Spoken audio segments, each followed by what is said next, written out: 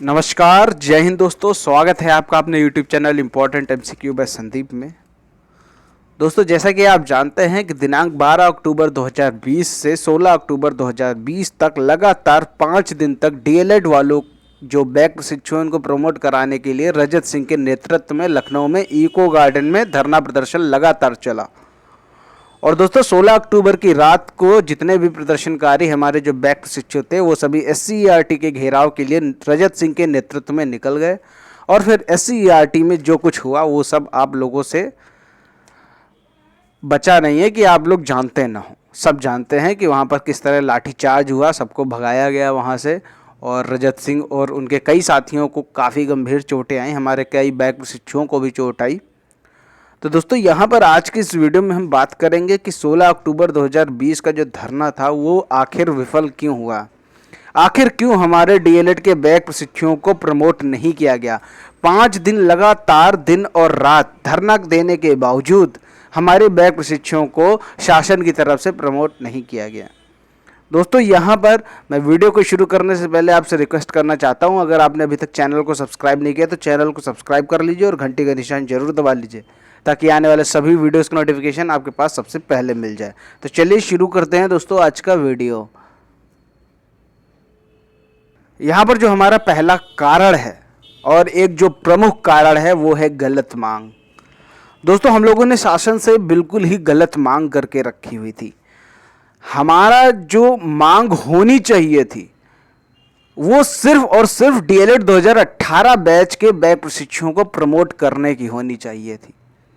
जबकि हमने वहां पर मांगे की, ज्ञापन में क्या क्या मांगे रखी। हम लोगों ने वहां पर बताया था कि 2017 बैच को भी प्रमोट कर दो, जिसकी सेमेस्टर बैक है उसको भी प्रमोट कर दो, हमारे बैक विषयों की परीक्षा ना ली जाए, बिना बैक विषयों की परीक्षा लेकर हमें प्रमोट कर दो।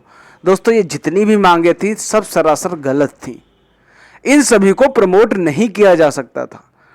चूंकि DLED 2017 बैच पूरी तरह से खत्म हो चुका है, अब उसके जो बैक प्रशिक्षु हैं सिर्फ वही रहे हैं, तो उन लोगों को थर्ड सेमेस्टर का प्रमोशन देना बिल्कुल ही सरासर गलत है। और जितने भी अभ्यर्थी सेमेस्टर बैक लेकर बैठे हैं, फर्स्ट सेमेस्टर पूरा उनका बैक है, सेकंड सेमेस्टर पूरा उनका बैक है, तो उनको थर्ड सेमेस्टर प्रमोट करने का कोई चांस ही नहीं बनता है। लेकिन हम लोगों ने क्या किया, ज्ञापन में यह भी भर दिया कि 2017 को भी प्रमोट करो, 2018 के सेमेस्टर बैक वालों को भी प्रमोट करो और बैक विषयों की परीक्षा भी ना लो। अब ये आप बताओ, अगर 2017 बैच के प्रशिक्षुओं के जितने भी बैक प्रशिक्षु अगर उनको प्रमोट कर देते तो जो पिछले बैचेस चले आ रहे हैं 2013 बैच, 2014 बैच, 2015 बैच, इन सभी के भी तो बैक प्रशिक्षु काफ़ी ज़्यादा मात्रा में पड़े हैं। तो क्या इनको भी सबको प्रमोट कर दें? अगर आप 2017 बैच के बैक प्रशिक्षुओं को प्रमोट कर देते हैं तो ये मान के चलिए वो लोग भी मांग उठाएंगे, फिर उन लोगों को किस आधार पर प्रमोट किया जाएगा जबकि वो 2-2, 3-3 बार बैक ला रहे हैं। जितने भी पुराने बैचेस हैं उनकी 2-2, 3-3, 4-4 बार बैक लगी हुई, इसलिए वो 2013 बैच के अभी भी परीक्षार्थी परीक्षा दे रहे हैं।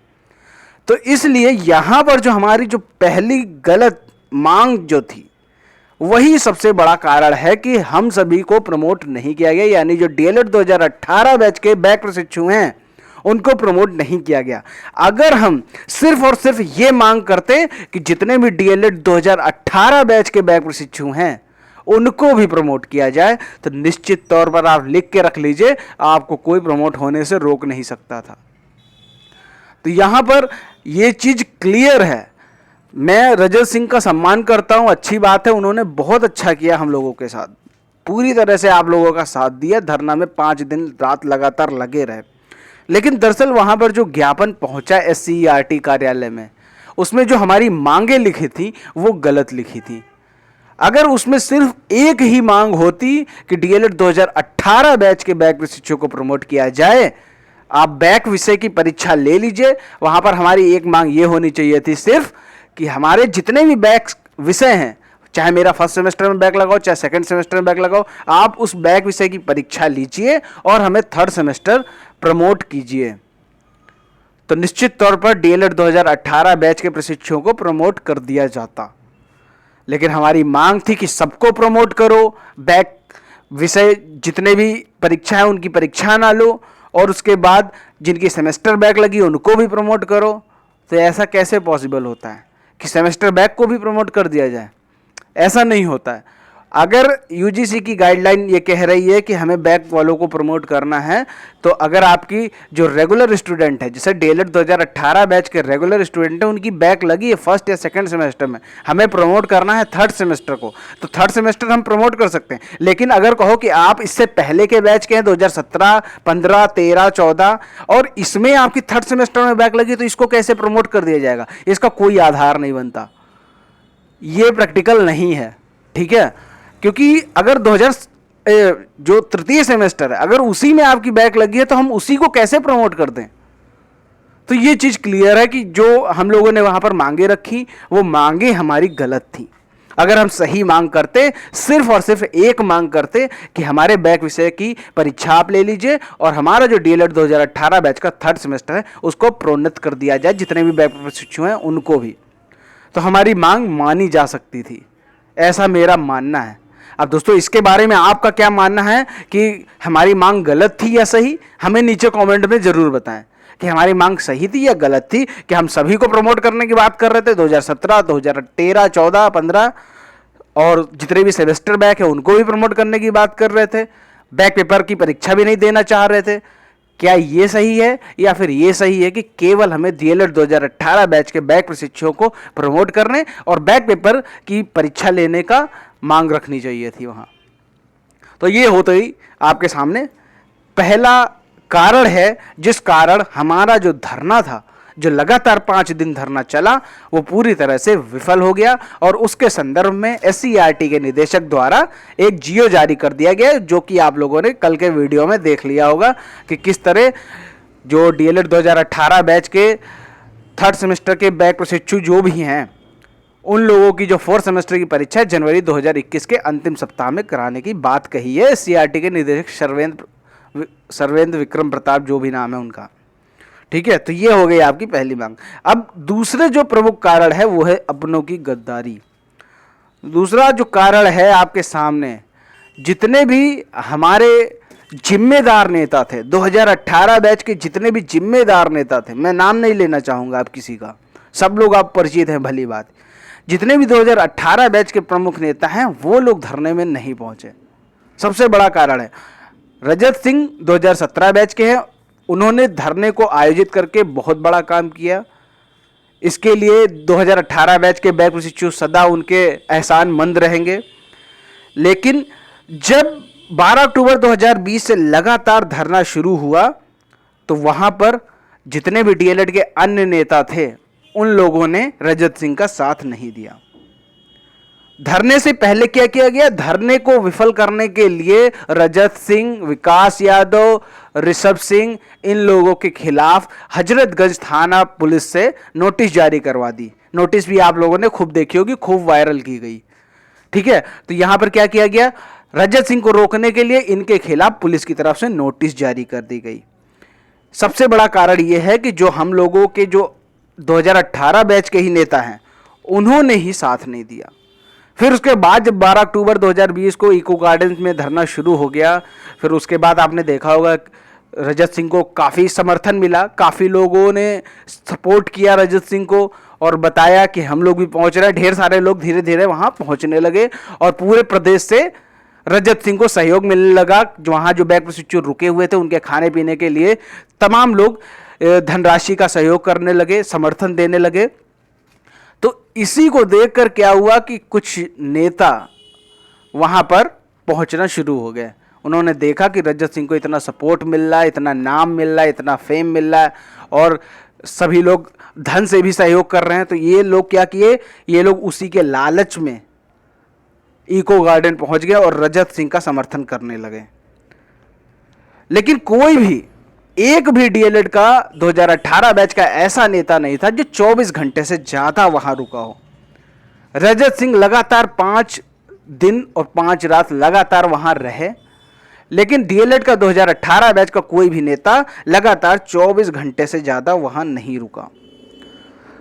रजत सिंह ने जो डीएलएड 2018 बैच के बैक प्रशिक्षुओं के लिए किया, वो किसी भी नेता ने नहीं किया। अगर हम रजत सिंह को डीएलएड के भगवान की संज्ञा दें तो कम नहीं है। रजत सिंह ने बहुत साथ दिया, लेकिन जो गद्दारी की वो हमारे अपने ही डीएलएड 2018 बैच के नेताओं ने की।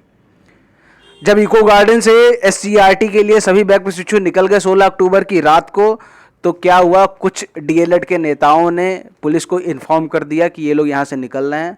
तो क्या किया गया, जो डीएलएड के जो रजत सिंह हैं उनके और उनके 8-10 साथियों को पुलिस द्वारा इको गार्डन में ही बंधक बना लिया गया। लेकिन फिर भी वो किसी तरह से वहाँ से निकल गए और एससीईआरटी का घेराव करने रात को करीबन 8-9 बजे पहुँच गए वहाँ पर, और ढेर सारे प्रशिक्षु भी एससीईआरटी पर मौजूद थे। फिर उसके बाद फिर से किसी ने गद्दारी की और वहाँ पर कम से कम 3-4 थानों की फोर्स भेज दी।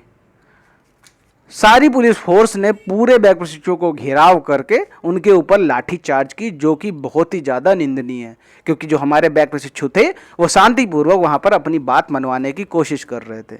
तो यहाँ पर जो दूसरा प्रमुख कारण है वो है डीएलएड 2018 बैच के नेताओं द्वारा गद्दारी की गई अपने ही नेता के, मतलब जो हमारे डीएलएड पूरा परिवार, चाहे वो 13, 14, 15, 16, 17 बैच हो, सब अपने ही लोग हैं।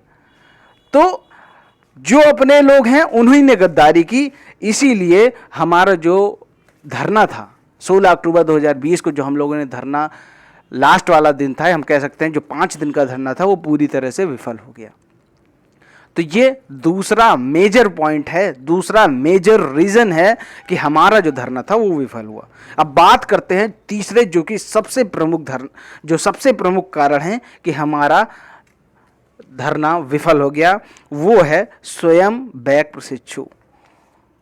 जैसा कि आप लोगों ने लेटर में देखा होगा कि कुल 62,000 के आसपास बैक प्रशिक्षु हैं जो डीएलएड 2018 बैच में प्रमोट नहीं किए गए हैं।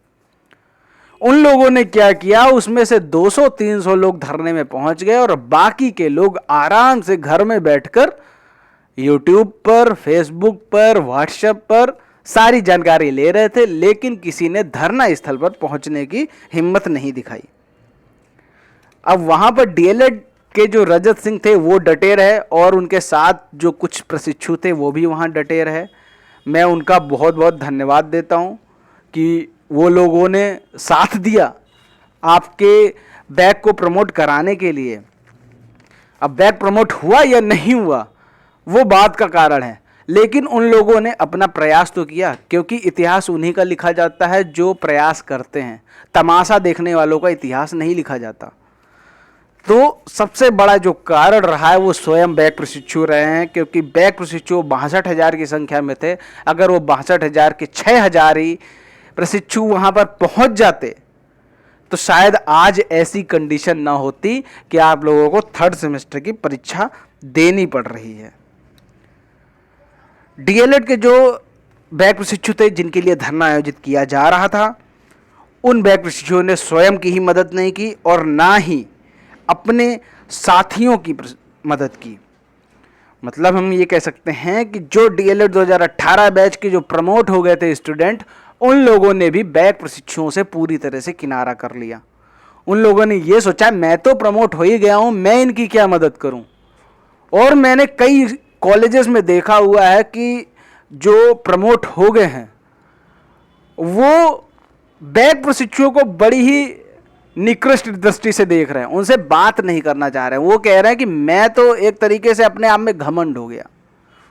और मैं कह सकता हूं घमंड होना भी चाहिए, क्योंकि वो पास हैं और आपकी लगी है बैक, और आपकी बैक लगी होने के बावजूद आप सीरियस नहीं हैं। वहां पर इतना बड़ा धरना आयोजित किया गया, 5 दिन लगातार आपको मौका दिया गया कि आप वहां पहुंच जाइए, लेकिन 62,000 बैक प्रशिक्षुओं में कुल अधिकतम संख्या अगर किसी दिन रही होगी तो वो रही होगी 500 प्रशिक्षुओं की। इससे ज्यादा कभी वहां पर कोई प्रशिक्षु पहुंचा ही नहीं। अगर वहां पर ज्यादा से ज्यादा संख्या होती तो हम ये कह सकते हैं कि आपको प्रमोट कराने से कोई नहीं रोक सकता था। अब ये 3 जो प्रमुख कारण थे ये आपको पता चल गए। इन 3 प्रमुख कारणों की वजह से आपका जो 12 अक्टूबर से 16 अक्टूबर तक लगातार 5 दिन धरना चला है वो विफल हो गया। सारी मेहनत पर पानी फिर गया। कई बैक प्रशिक्षुओं के ऊपर लाठीचार्ज किया गया, उनको गंभीर चोटें आई। रजत सिंह को भी काफी चोटें आई और अब तो काफी ठीक स्थिति में है रजत सिंह जी। ये आप लोगों की दुआ है, ईश्वर से आप लोगों ने प्रार्थना की तो वो इस समय उनका स्वास्थ्य अच्छा है। और उन्होंने एक लाइव वीडियो भी दिया था जो कि मैंने आपको इस चैनल के माध्यम से पहुंचा दिया था। अगर आपने वो वीडियो नहीं देखा है तो इसका जो पहला वाला है, वरना मैं नीचे डिस्क्रिप्शन में लिंक दे दूंगा, आप लोग वो वीडियो देख लीजिएगा। क्योंकि जो अभी अभी SCERT से आदेश जारी हुआ था, GO जारी हुआ था, उस पर उन्होंने अपनी चर्चा की है और उन्होंने अपनी आप बीती सुनाई कि कैसे उनके साथ लोगों ने गद्दारी की और उनको कैसे झूठे मुकदमे में फंसाया जा रहा है। ये सब चीज़ें उन्होंने उस वीडियो में बताई थी। तो यहाँ पर आपने ये देखा कि जो आपका धरना था वो विफल हुआ। किस कारण विफल हुआ, उसके 3 जो मेजर रीजंस थे वो मैंने आपको बताए। जो हमारा धरना था वो एक ऐतिहासिक धरना था। आज के 10 साल बाद, 20 साल बाद भी आपको ये धरना याद रहेगा अगर आपने इसमें भाग दिया था। जब भी आप शिक्षक बन जाएंगे उसके बाद भी आपको ये ऐतिहासिक धरना याद रहेगा। जब भी हम अपने हक की मांग के लिए लड़ते हैं तो वो पूरे जीवन भर आपको याद रहता है। अगर आप कभी 10 साल बाद भी YouTube पर जाके देखेंगे, अगर आप धरना में शामिल होंगे तो आपको अपना स्वयं का वीडियो मिल जाएगा, आप कहीं ना कहीं उसमें नजर आ जाएंगे अगर आप धरना में शामिल हुए थे। तो अगर आपके हक की लड़ाई है तो आप जरूर खड़े हुआ करिए, वरना आपको अपने हक की बात नहीं मिलेगी। आपको सिर्फ वही मिलेगा जो दूसरे लोग आपको जबरदस्ती देना चाहते हैं। तो अपने हक के लिए आवाज उठाइए। और अब तो आप चाहें तो ये जो 19 तारीख को सुनवाई लगी है इसका इंतजार कीजिए, या फिर 3rd सेमेस्टर की पढ़ाई शुरू कर दीजिए। मैं तो कहता हूँ 3rd सेमेस्टर की पढ़ाई शुरू कर दीजिए। 3rd सेमेस्टर के सभी वीडियोस का लिंक मैं नीचे डिस्क्रिप्शन में दे दूंगा। आप बिना किताब खोले भी केवल वीडियो को देखकर भी 80 से 90% नंबर ला सकते हैं DLED के 3rd सेमेस्टर में, क्योंकि मैथ्स को मैंने अच्छे से समझाया हुआ है और DLED के 3rd सेमेस्टर के जितने अन्य सब्जेक्ट हैं उनको भी मैंने अच्छे से समझाया हुआ है। जो लोग लगातार मेरे से जुड़े हैं पिछले 1 साल से, उन लोगों ने देखा होगा, वो लोग पढ़ाई कर भी चुके होंगे मेरे इस वीडियो के माध्यम से। तो बस इतना बता के मैं अपना वीडियो ख़त्म करता हूँ। 3 प्रमुख कारण आपको पता चल गए कि हमारा धरना क्यों विफल रहा। वीडियो पसंद आया हो, वीडियो को लाइक करें और शेयर करें। और इस वीडियो के बारे में आपकी क्या राय है, आपके हिसाब से कौन से कारण थे धरना विफल होने के, हमें नीचे कमेंट में जरूर बताएं। चैनल को सब्सक्राइब नहीं किया तो चैनल को सब्सक्राइब करके घंटे का निशान जरूर दबाएं। मिलते हैं दोस्तों अगले वीडियो में, तब तक के लिए जय हिंद, जय भारत।